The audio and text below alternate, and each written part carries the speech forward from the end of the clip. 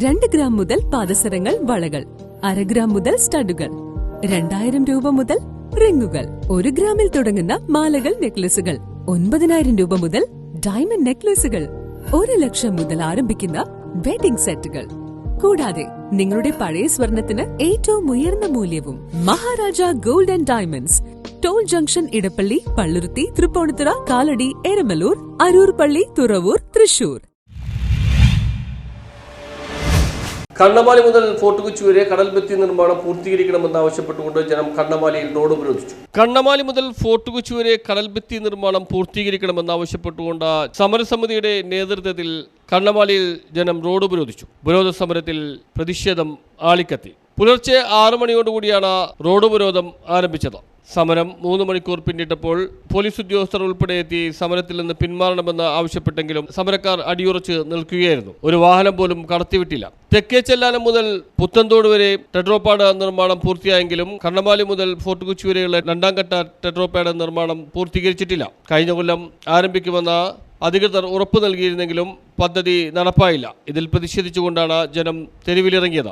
ഇതിനിടയിൽ ഹൈക്കോടതി ജഡ്ജ് ഇതുവഴി വന്നെങ്കിലും സമരക്കാർ ഇവരെ കടത്തിവിടാൻ തയ്യാറായില്ല. ഫോർട്ട് കൊച്ചി സബ് കളക്ടറും സ്ഥലത്തെത്തി സമരക്കാരുമായി ചർച്ച നടത്തിയെങ്കിലും സമരത്തിൽ നിന്ന് പിന്മാറാൻ ജനം തയ്യാറായില്ല. ഒടുവിൽ ജില്ലാ കളക്ടർ സ്ഥലത്തെത്തി സമരക്കാരുമായി ചർച്ച ചെയ്യുകയായിരുന്നു. ചൊവ്വാഴ്ച വീണ്ടും ചർച്ച ചെയ്യാമെന്നും വിഷയം മുഖ്യമന്ത്രിയുടെയും മന്ത്രിയുടെയും ശ്രദ്ധയിൽപ്പെടുത്തിയിട്ടുണ്ടെന്നും ജില്ലാ കളക്ടർ സമരക്കാരോട് പറഞ്ഞു. 14 ദിവസത്തിനകം പരിഹാരമുണ്ടാകണമെന്ന് സമരക്കാർ ആവശ്യപ്പെട്ടു.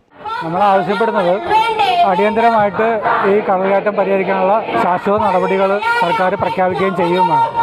സർക്കാർ ഇപ്പോൾ പ്രഖ്യാപിച്ചിട്ടുള്ള പദ്ധതി 7 കിലോമീറ്റർ വരെ എത്തിയപ്പോഴത്തേക്കും അത് 10 കിലോമീറ്റർ നിർമ്മിക്കാനുള്ള കടൽഭിത്തി നിർമ്മിക്കാനുള്ള കാശ് തീർന്നു പോയി എന്നാണ് പറയുന്നത്.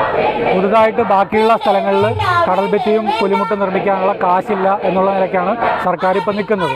ഇപ്പോൾ കേന്ദ്ര സർക്കാർ കിഫ്ബി വായ്പയ്ക്ക് നിയന്ത്രണങ്ങൾ ഏർപ്പെടുത്തിയതുകൊണ്ട് അത് പിൻവലിക്കുകയാണെങ്കിൽ നടപ്പിലാക്കാന്നുള്ള നിലയ്ക്കുള്ള ഒരു സമീപനമാണ് സർക്കാർ ചെയ്തിട്ടുള്ളത്.